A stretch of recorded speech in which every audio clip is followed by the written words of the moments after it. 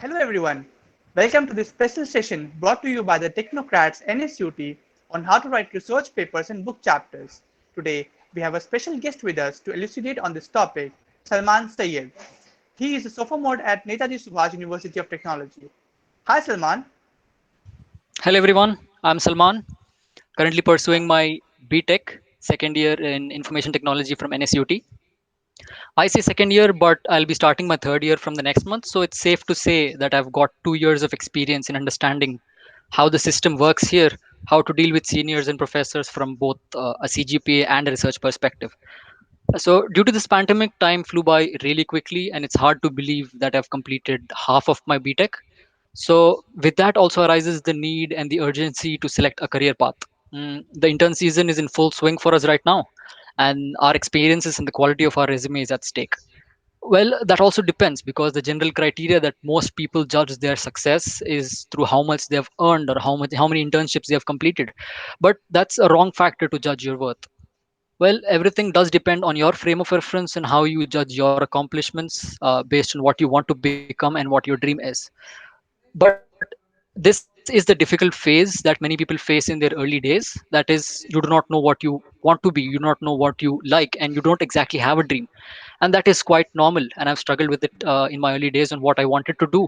And I still sometimes do whenever I come across something that's too hard for me.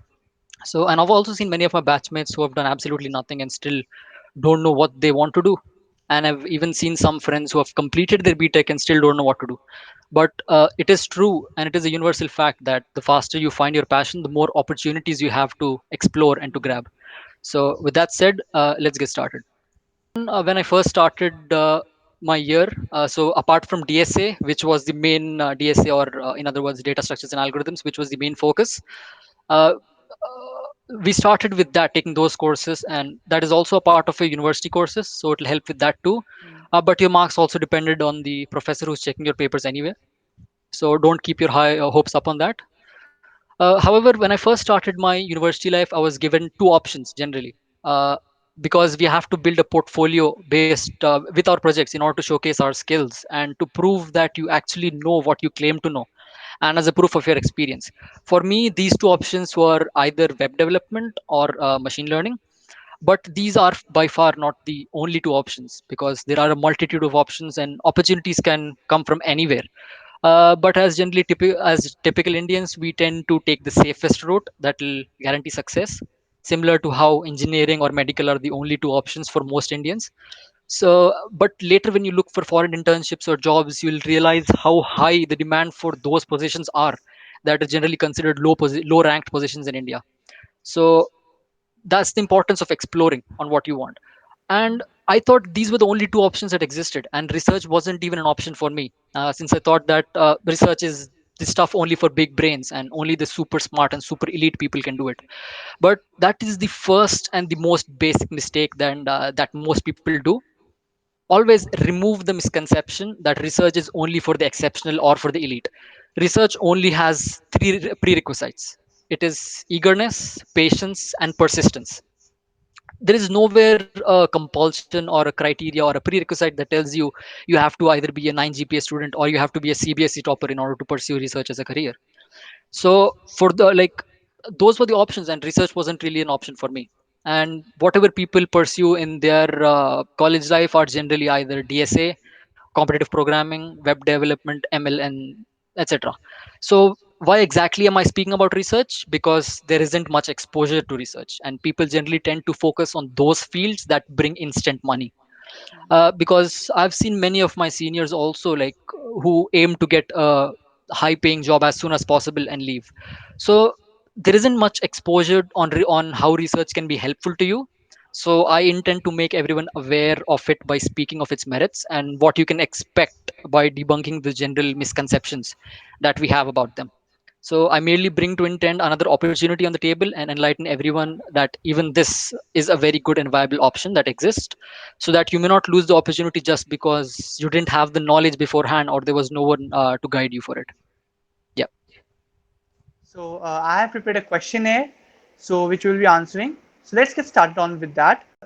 So Salman, tell me, considering I am a student, what does research hold for me? Okay, so first, before getting into research, you should actually know what exactly, like, why do you need to get into it? What benefits do you get from doing research? So I'll present a few points.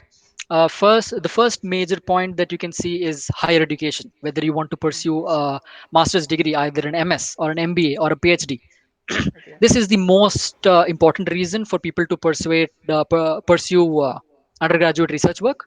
So, in the first point in this is the admission into a top class university like Yeah. Harvard or Princeton or MIT. Research is a big factor in that. Why? Because the objective of top universities is to maintain their status at the top as pioneers of education. So they wish to maintain their rank at the top. So the most important factor in judging a university's ranking is determined by its research output. That is Okay. how much research they produce in a year.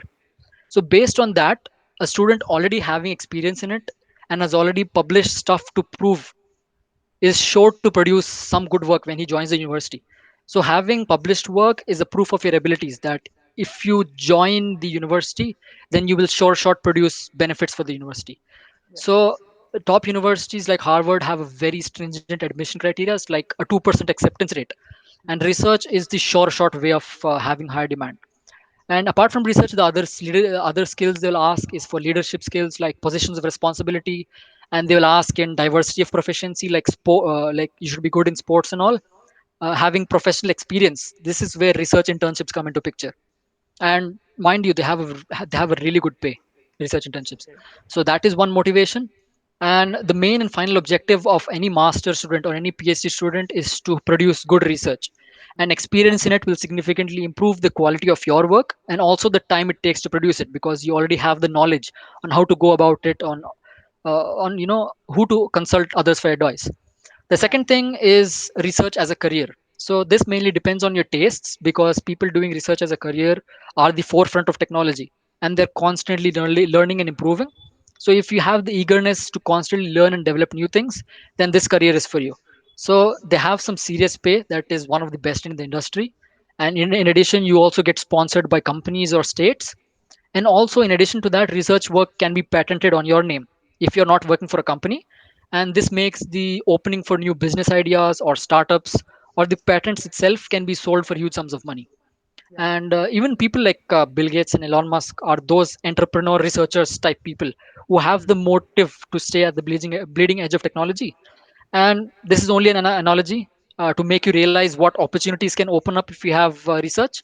I didn't exactly Google what Elon Musk's profession is, so I don't know about that. And the third big reason is government services. And having a research internship at either DRDO or ISRO will give you a significant boost in your chances of securing a job in any of these government services. And in other jobs too, even if you do not wish to pursue higher education or do not wish to be a mad scientist like Elon Musk, it can still help you, because tech giants like Google or Amazon don't stay at the top forever. They need to maintain their positions in an incredibly competitive market. So companies like Motorola and Nokia were such big companies at the turn of the century, but were knocked down by Yeah. Samsung and Apple due to the newer models and innovative features and designs. So you need to produce you need to constantly produce high quality innovations to stay at the top of the Yeah. food chain. So even software engineers in today's tech giants like Google or Amazon are expected to be innovators. So with thousands of applications that are coming for those positions, research experience will give you that particular edge over those other competitors. And finally will be your letter of recommendation. Whenever you're joining a company, whenever you're joining higher education, a good letter of recommendation from a peer who has knowledge on your research expertise will significantly boost your chances of getting an admission. So with these four or five points, we have covered every single domain. We have covered development work, we have covered business, we have covered startup, we have covered government services, and even a normal standard job such as a software developer. Research is everywhere, and it will never be a waste considering the demand it has. So now it all depends on how impactful your work is. So, what exactly are book chapters? And tell me, what got you motivated to write book chapters? Book chapters exactly. Okay, so going along with research, actually, you have many phases to research. When you first get into research, you don't exactly know what to do, where to start. So this is a book chapter is actually a very good way to get yourself into research, because a book chapter is basically essentially what a book chapter is. You have a book. on a particular topic by a particular publisher. So, for example, if you have a book on blockchain, then you can have different chapters in it, and each chapter can be made by a different author. So, you will be the one who will be contributing one chapter to the complete book. And and the title of the book is, for example, blockchain. So, you'll be contributing one chapter relating to a particular topic in blockchain. So, a book chapter is a good way to start because it is not exactly a research paper, because research involves doing something new and proving your process. But book chapters generally tend to focus on bringing together a topic and helping people outline those things by making it simple for people to understand who are new to the topic. So book chapters are simply an introduction to research, you can say, and they're much simpler actually. And I recommend book chapters for all those people who are intending to go into research and intending to start research. So, what exactly motivated me for book chapters? You can say, well, the end results and the fruits that it can produce. Obviously, everyone wants the results. Obviously, everyone wants the gifts that it can provide. So, what got me into book chapters was, first of all, I had a persuasive teacher. That was a very important milestone. A persuasive professor who actually motivated us to go into book chapter, because first of all it will give you enough exposure to how to write, how to do scientific writing, how to explore, how to do citations, how to get into the world of research. The second way, because research is very important, as we will cover it further on, how research can help me. And further on, if you work on a book chapter, if you show that you have a caliber for research, you can also get the backing of many of your professors by getting a letter of recommendation, for example. And a letter of recommendation is very important when you come to when you're applying for jobs or when you're applying for further higher education and all of that stuff. So that was the motivation for me. So, can you explain more clearly what is the difference between research paper and a book chapter? Okay, so a research paper is generally you work on a new topic. Okay. Either it is a new topic or it can be an improvement for an existing topic. So you work on something new in order to produce a new idea, and you explore that idea, explain that idea, and persuade people how it can work by providing proofs, by implementing it. Okay. And that is how a research paper works. And a book chapter is basically, as I told you, you have a book on a particular topic and you contribute to a chapter on it. So it can also have something new, it can also have something innovative, but those are generally book chapters are generally lower staked as compared to research Okay. papers. uh, like if you want a general comparison, research papers are much more valuable as compared to book chapters and have much more impact. Okay. So that made it clear, quite clear.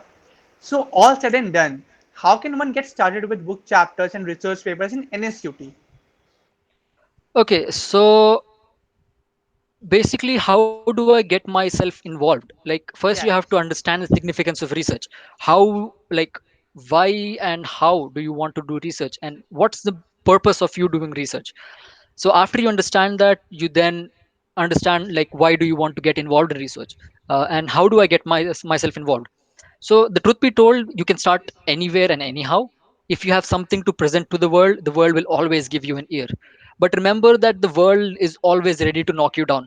Whatever way it may be, they're always looking to find faults in you. They're always looking to climb above you. So research journals and peers are always looking for new and exciting innovation. And the big companies are always looking for groundbreaking stuff in order to stay at the top. And they may be even looking for new and unique stuff that may not be new and just interesting for people.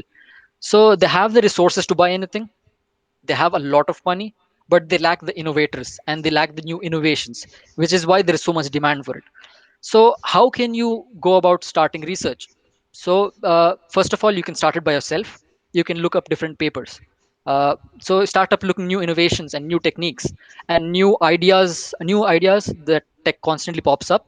And whenever a new stuff comes up, it'll always have errors and bugs.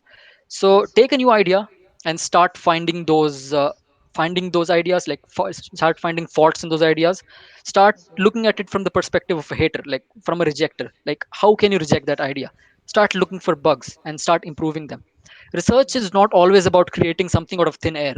Improving something that is existing is also research, like improving the time complexity of an algorithm, for example, or solving the scalability issues of blockchain. And improving integration of tech or just improving the efficiency is also research. So there are chances everywhere. So how exactly do you do research? So first of all, you need to constantly hunt down for opportunities. You must have the eagerness to learn new ideas, study upon those ideas, and always ask questions on those ideas from a critical point of view. Always try to find faults in other people's work and think about how you can improve them, and take inspiration from either ideas in order to improve them, or you can even develop something completely out of new. So, in order to do that, you need to always be studying different opportunities. This is not very tiresome, actually, and it may look like a lot of work, but just choose an area that you like and start reading on it, critically analyze it, and you will definitely find a new idea. And that idea may either be due to your lack of knowledge, or it may be something really revolutionary. So, in order to determine that, you must take your idea and refine it and consider all of the possible test cases. Look at it from a hater's point of view, that is, how people can reject you, and work on those topics. Then you must search if there is any relevant work that has been done on it. So, if the same research already exists or not. If it does not exist, then identify why your idea should be existing and what your problem aims to solve. So you must be clear about your motives. But if the idea already exists, then don't be discouraged. Rather, compare your idea with the existing one, find differences between the idea, argue with yourself why you should be given the merit for your work and why your thinking was better. So you must study the work extensively, and from that point onwards, you will always know what to do next. You may fall short of some skills to implement that idea, or so in order to achieve that, you must look for new people who have expertise in the idea, or the longer route will be to learn the idea yourself, so which in turn will increase your own skill set. So this is the general gist of how to get started in general on research. And all of this took me around a year to realize, being confused half of the time. So it is obvious to be confused all of the time. And one thing you definitely need to have in research is to have patience. And research takes years for many people, and it is not something to be discouraged about. And it also doesn't necessarily mean that your work will also take years, and you can do it however fast you want. In my case, I did my work in around 5 months, and it still needs implementation and it still needs publishing, but it depends on you and the person. Okay. So you have understood how to exactly do research, but in NSUT, how do you contact people? So if you want to contact people, the best place to start is with your professors. Generally, the person in charge of your research, in charge of you, will be the PhD, the professor who is established at the position. Hmm. Many of your professors might be PhD students, but they will also work under a professor, and that professor might either be your HOD, or might be like a senior assistant professor, or someone like that. So start with your department. For example, I'm in the IT department in HOD, and for personally, my mentor is Deepak sir, Deepak Kumar Sharma. So, and he has helped me a lot. He has helped me a lot in getting into touch with research, in realizing what I need to do. So if I'm from IT, so, and Deepak sir is my mentor, and the HOD is I forgot the name. Shit. Anyway, so yeah, so the first thing to start is by starting with your mentor, with your head of the department. And if you're from a COE, then you can contact your own head of the department, and then you can start from there. The second point is to identify professors in your university that have Yeah. the same research interests. That is, you can go up and look on IMS. They have the complete profile of the professors, so you can match those Okay. interests and then contact those professors by showing how eager you are. Obviously, professors won't be very friendly with you and won't immediately come and work with you, because you have to actually prove that you are motivated to do stuff. So you need to show them that you're motivated to do. And it also does not mean that professors won't help you. They're always eager to find new people. And if any of you are from IT, then you can contact me and I'll introduce you to Deepak sir if you want. So suppose someone is not from IT or COE and they're from other branches, but they're interested in doing research in these branches. So they can contact their HODs, or do they need to contact the HODs of these departments, COE in IT? Actually, no, because you can contact anyone, first of all. The general step that first people should take is to contact your own department's HOD or your own department supervisor. Okay. However, if you're in mechanical and you're interested in computer field, Yeah. it may mean that your head or your department head is not familiar with that stuff. Then you can go to another professor who's familiar in that stuff. Because when you apply for future jobs or when you apply for higher education, you generally need a letter of recommendation from Yeah. your professor, and only the professor who has a complete knowledge on your understanding, on your work and your field of expertise can give a Yeah. proper letter of recommendation, Right. because only then it Definitely. will make sense, otherwise it won't make sense. And one more thing, like I got a bit confused here. Like while writing book chapters, like do the publishers contact you, or you go through the professors here also? Like you contact some professor, they guide you to write book chapters. So how does the book chapter process work? Actually, as I told before, opportunities can come from anywhere. You can take any opportunity. It can be either way. You can either uh, target a particular book, look Hmm. up at their deadlines and follow those deadlines to produce your manuscript within that deadline, or you can just work independently, produce your own work irrespective of any publisher, and then after you finish your manuscript, then go looking for relevant publishers who are publishing that particular Okay. topic. For my case, I already had a publisher ready, and we chose the publisher beforehand, called Bentham Science, and he Okay. was working on blockchain. So the title of the book was on blockchain. So we took one of the topics, we prepared the abstract and presented it to them with the help of a professor, and they accepted the abstract. And abstracts are generally accepted most of the time because they're always looking for new stuff. So you can do then you have to produce your final manuscript within the deadline that they set you.